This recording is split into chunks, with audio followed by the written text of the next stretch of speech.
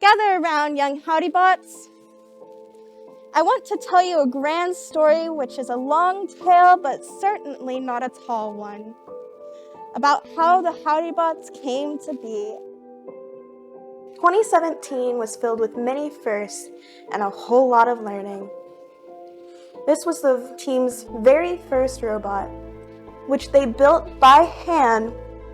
It was their first stab at using LabVIEW, the programming language for the robots, and the team was advised by their mentor Team Appreciate to focus on doing a few skills and not bite off more than they can chew.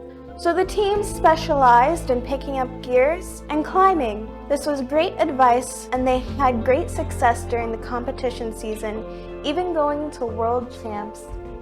This season, we also won the Rookie All-Star Award and the Rookie Inspiration Awards. In 2018, we continued to add new skills and mechanisms into our toolbox.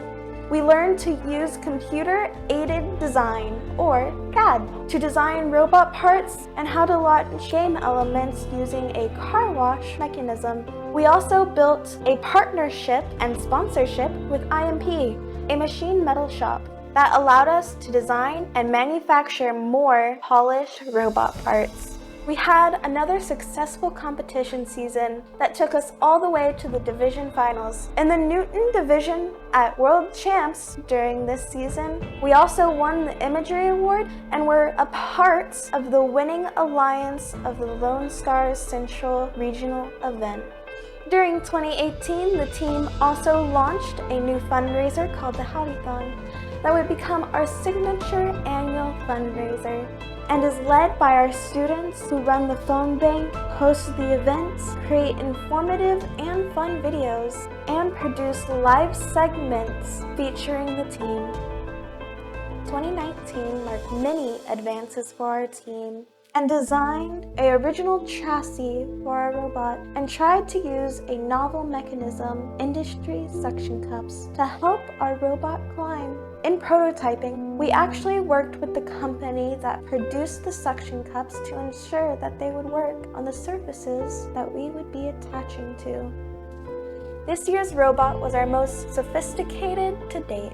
It was mostly sheet metal and required a new set of skills for our students to learn. We had to ensure that our CAD designs were in the right format to communicate with the fabrication of the machine, and did laser cutting and bending of our parts for the first time.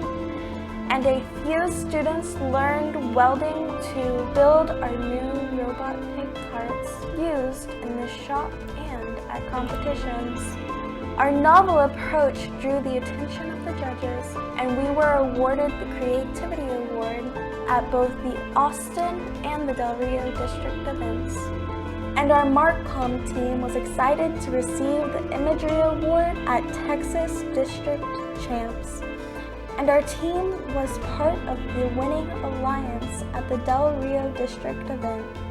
And being a part of a small group of teams that chose to flip their robots to achieve the climbing element, we formed the #Leopers Club and sent custom stickers to all the teams who engineered their robots to flip over.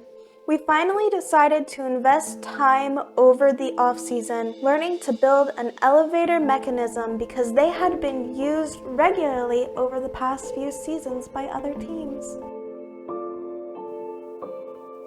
2020 Infinite Recharge allowed our team to continue challenging ourselves by creating new mechanisms. This was the year we created our first shooter with an upgoer, which is a mechanism that feeds balls into the shooter, and a highly integrated targeting system. We also built our first 4-bar intake and used a new drivetrain called the West Coast Drive, and manufactured parts in-house with our new-to-us Shapeoka machine. The team was also so proud to win the Entrepreneurship Award, indicating that the judges felt we had a solid and sustainable business plan. We felt very fortunate that we signed up for the first week competition because just a few weeks later, the COVID-19 pandemic arrived and the rest of the season was canceled. It was a quiet rest of the season, but in the summer, the team got back together on Zoom and worked on the next Howdython 2021 Infinite Recharge